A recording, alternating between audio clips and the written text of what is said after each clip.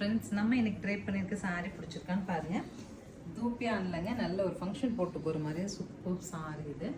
So soft silk tussar அதற்கு மாற்றா function போட்டு போகிறக்கு ஒரு சூட்டபிள் ஃபேப்ரிக் அப்படிங்கிறது தூப்பியான்.